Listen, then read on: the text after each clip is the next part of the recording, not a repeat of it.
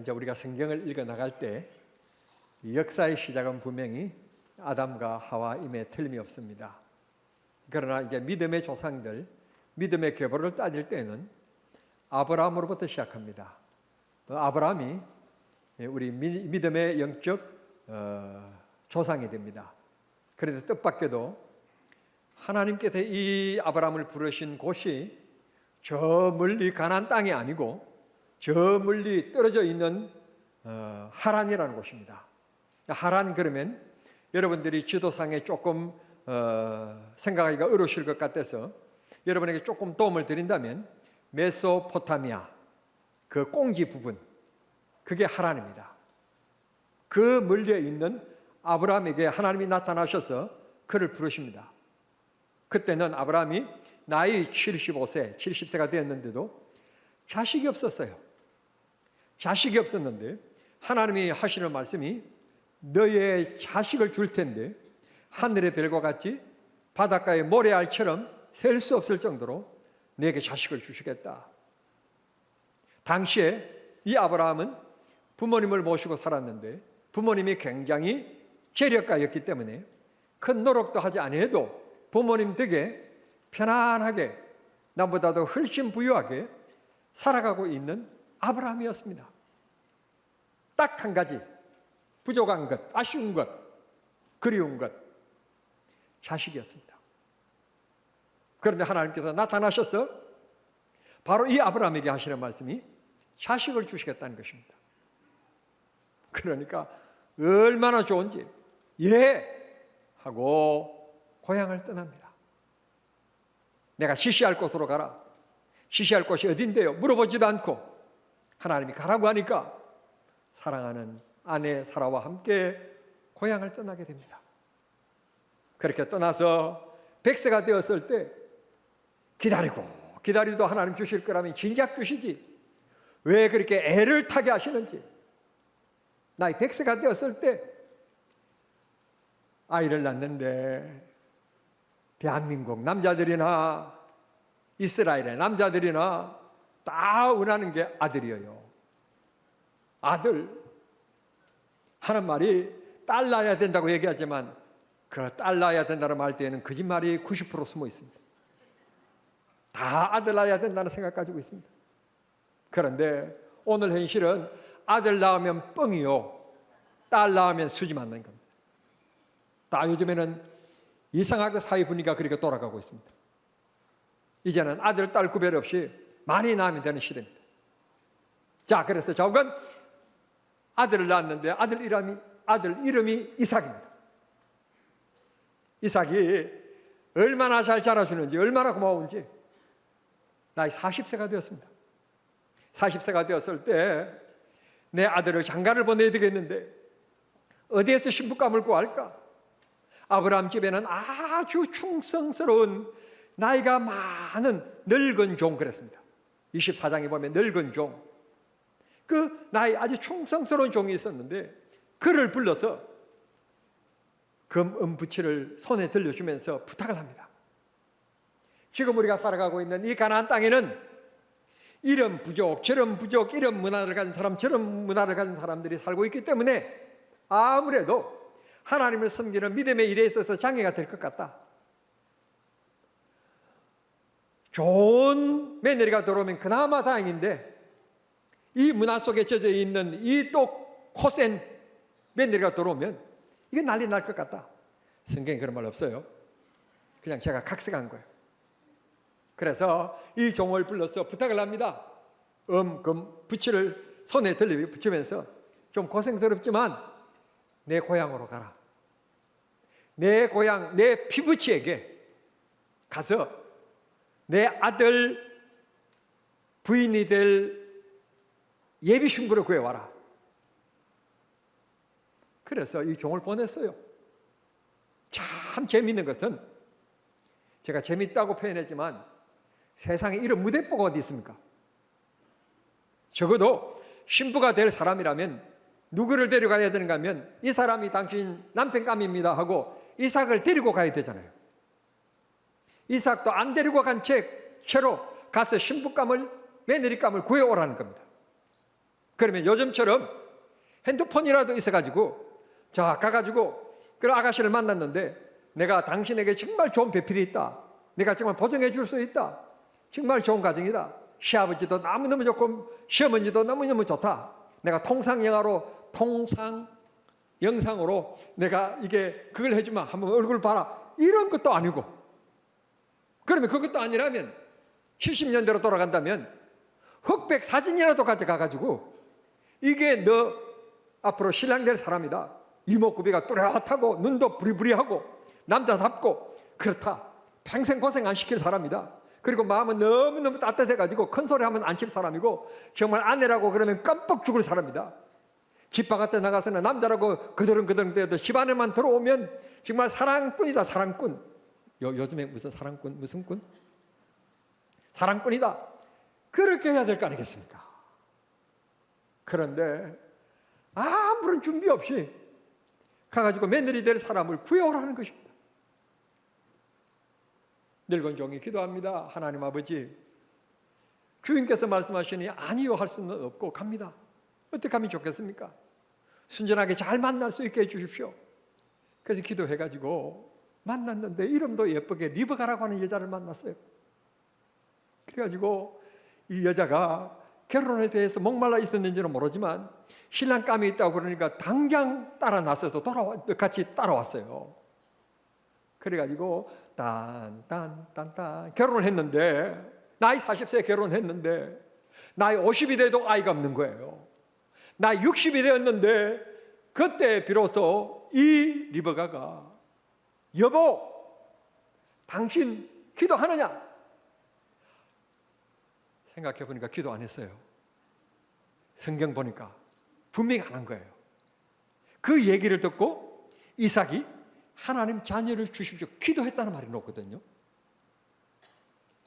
이 이삭은 남자나 여자가 만나면 손만 잡으면 아이가 생기는 줄 알았어요. 성경에 그런 말 없어요? 그렇길래 기도를 안 했지. 역시 여자는 적당한 때 바가지를 긁어야 됩니다. 부인이 바가지를 긁으니까 이삭이 하나님 자녀를 주십시오 기도했더니 하나님이 그 기도를 들으셨더라. 우리 하나님은 우리에게 필요한 것 다 알고 계십니다. 그러나 진짜로 하나님이 도와주셔야 되는지 하나님이 공급해 주실 원천이신지 믿고 있는지 안 하는지 우리 중심을 보시는 겁니다. 하나님 앞에 구하면 갈급한 심령으로 기도하면 오늘 읽은 예배 부름의 시편 42편의 말씀대로 목말라 갈급한 사슴이 시냇물을 찾아 나서는 것처럼 하나님 앞에 간구하면 하나님이 그 기도를 들어주시는 좋으신 하나님, 능력의 하나님, 우리의 하나님이신 것을 믿으시기를 바랍니다. 그렇게 해서 임신을 했어요. 나 60에 결혼한 지 20년 만에. 하나님도 급하셨나 봐요. 산모가 힘든데 그냥 아들 하나만 주셔도 감사한데 얼마나 급했던지 쌍둥이를 주셨어요. 쌍둥이를 주셔가지고 아이를 낳았는데 첫 번째 태어난 아이가 에서였고 두 번째 태어나는 아이가 세상에 난 이런 얘기는 처음 들어봅니다.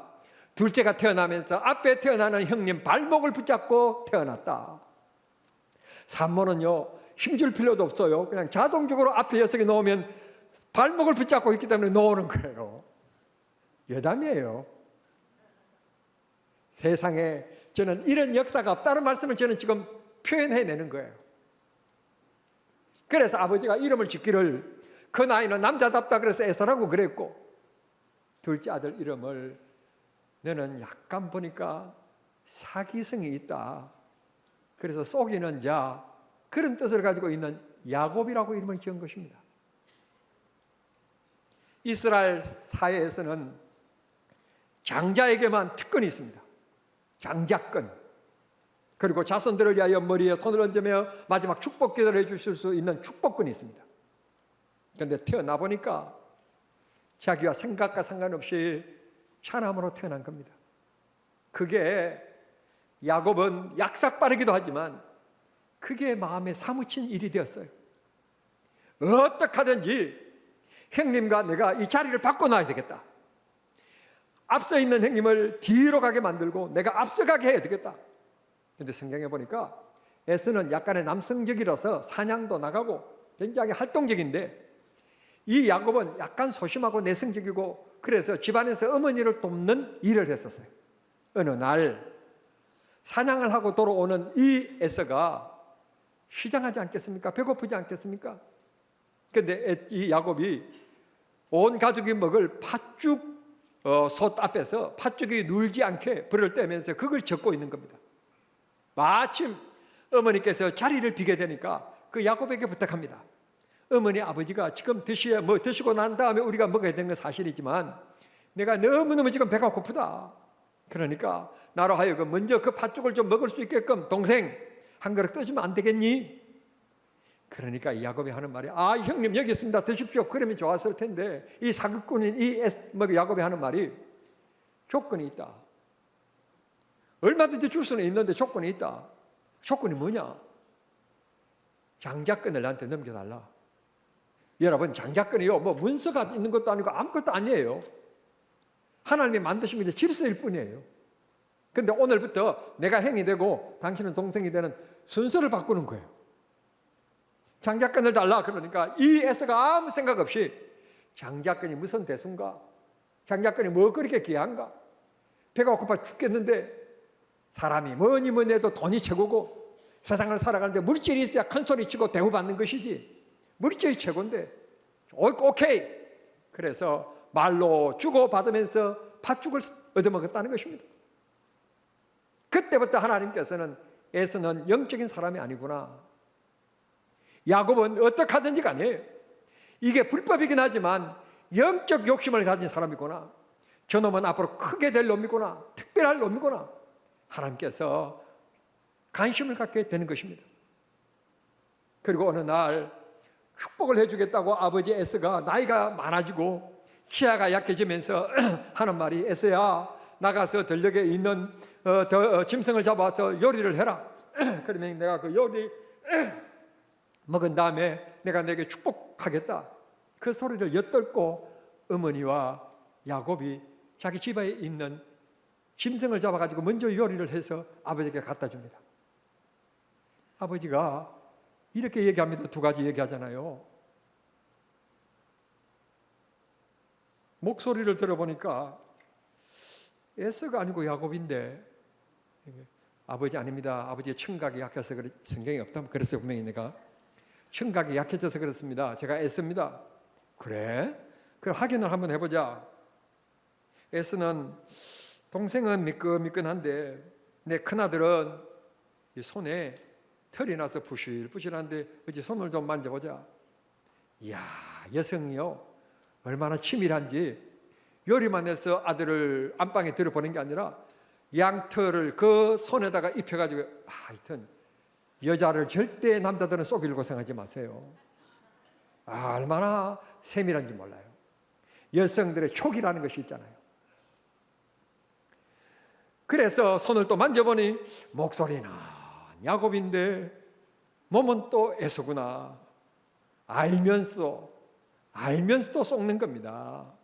하나님은요 우리를 사랑하시기 때문에 알면서도 속는 거고, 잘못된 아들이 돌아와서 어머니 이렇습니다 저렇습니다 알면서도 어머니 아버지는 쏘아주는 것이고, 아들이 와가지고 이번 사업이 힘들고 어렵고 너무너무 힘듭니다 얘기하면 아버지가 알면서도 논 문서를 내어주고 일평생 동안 모은 통장을 아들에게 내어주는 게 부모의 마음인 것입니다. 놀라운 건 그 마음보다도 더 크신 분이 하나님의 사랑입니다.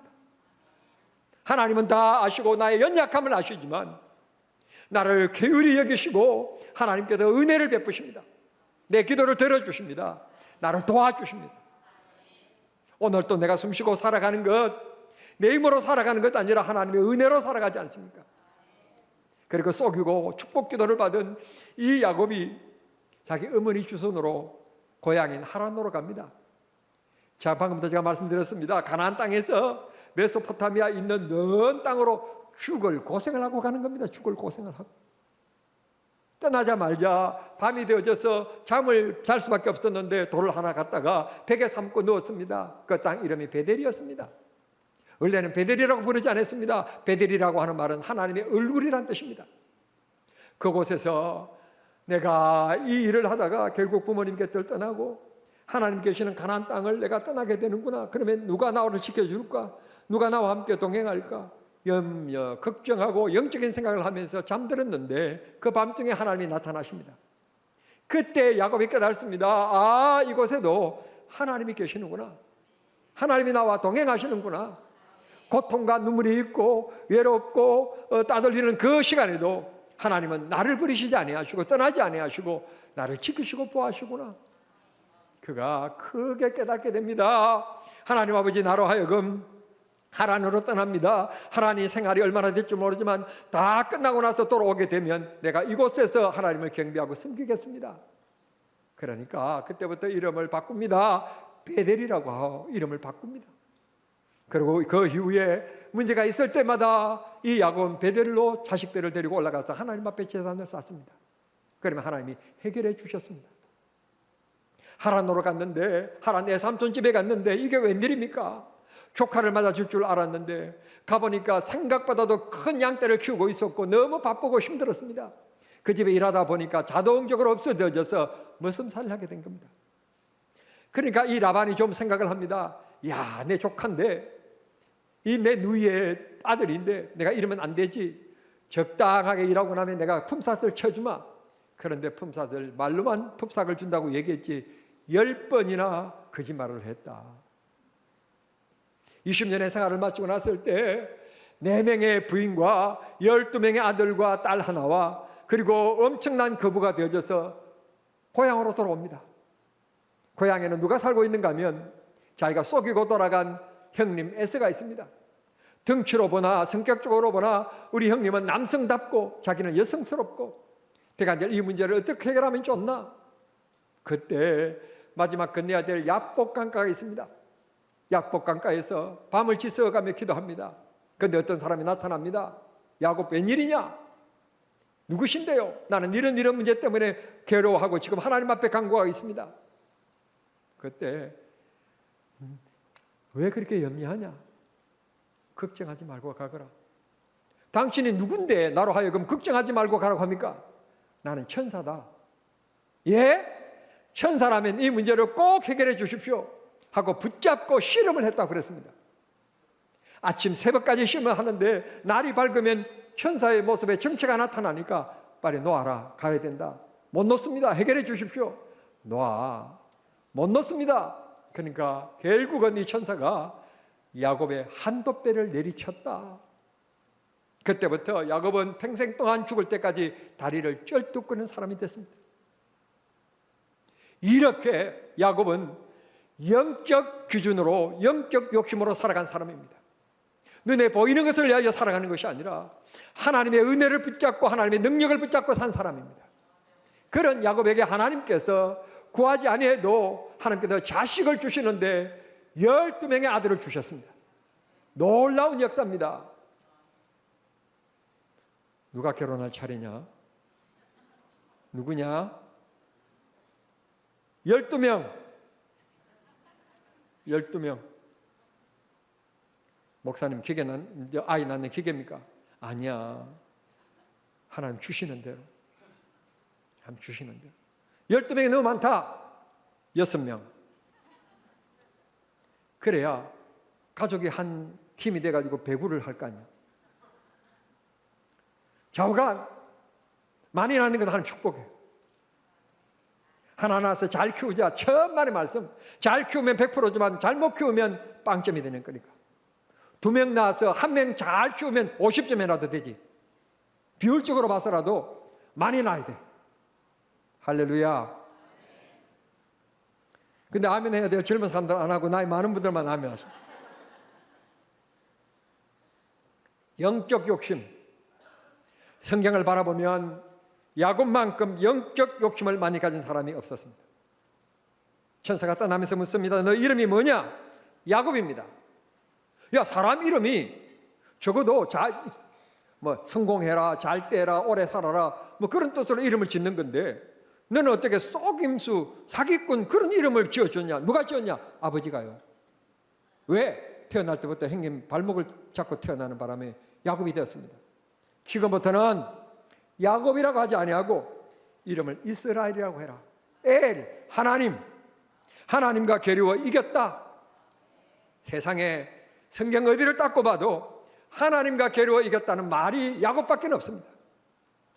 영적 소신을 가지고 영적 욕심을 가지고 영적 구선으로 살아간 야곱을 하나님께서 이렇게 축복해 주셨습니다.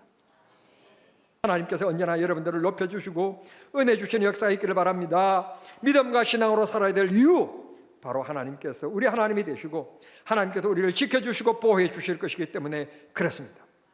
우리 인생 길지 않습니다. 잠깐 지나갑니다. 제가 일부 예배에서도 얘기했습니다. 여러분들 앞으로 100년 산다고 할 때 1년이 365일, 100년을 산다고 해도 겨우 36,500일을 살다가 가는 거라고.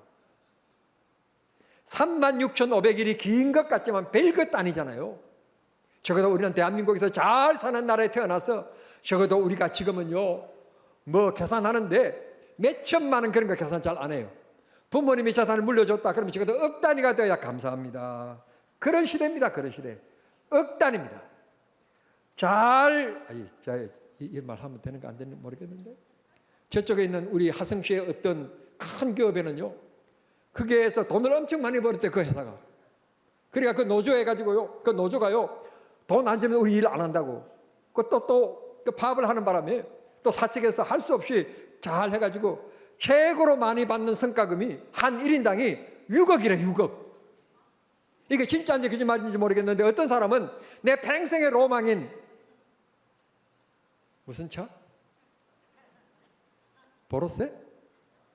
그 2억을 주고 그걸 계약했다는 말이 있더라고요. 진짜인지 거짓말인지. 적어도 억 단위가 오고 가야 되는데 우리 인생 100살까지 살아도 겨우 3만 일 정도 살다 가는 겁니다. 어떻게 사시겠습니까? 뭘 위하여 사시겠습니까?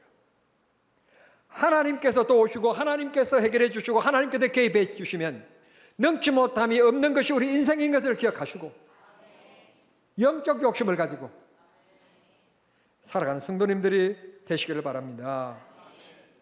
오늘 말씀을 요약한다면 야곱은 하나님 없이는 살아갈 수 없는 하나님 중심의 사람, 하나님께서 해결하시면 영치 못할 일이 없다고 믿고 살아간 사람 야곱이었습니다. 그런 믿음을 우리 정남중앙교회 온 성도들이 가지고 일평생 동안 야곱이 복을 받았던 것처럼 우리 정남중앙교회 온 성도들이 복을 받는 축복의 역사가 있을 수 있게 되기를 우리 주님 이름으로 축원합니다. 하나님 아버지 감사합니다. 저희들을 사랑해 주셔서 귀한 말씀 들을 수 있게 하시고 이 말씀 들으면서 나도 야곱처럼 하는 마음을 가질 수 있도록 해주신 것 감사합니다. 우리가 영적 욕심을 가질 수 있게 해주시옵소서. 기도 1분이라도 더 하고 말씀 한마디 더 듣고 하나님 영적 욕심을 우리 마음속에 채워지게 해주시면 그 다음에 문제는 하나님이 해결해 주심을 믿는 우리 믿음들이 되게 해 주시옵소서. 가슴에 손을 얹습니다. 원컨대 병든 몸 고쳐 주시옵소서. 예수 이름으로 명하노니 백마야 떠나갈지어다. 치료해 주시옵소서. 우리로 하여금 근심 걱정하는 문제들 떠나가게 해 주시옵소서. 짧은 인생 가운데 그 문제 때문에 고뇌하고 근심하고 어리석게 살지 않게 하시고 소망 되신 주님께 두며 주님 붙잡고 살아가는 우리 모두 되게 하여 주옵소서. 성도들 고개 숙였습니다. 이분들의 마음의 소원을 이루어 주시옵소서. 일마다 때마다 주님이 우리의 보호자가 되어 주시옵소서.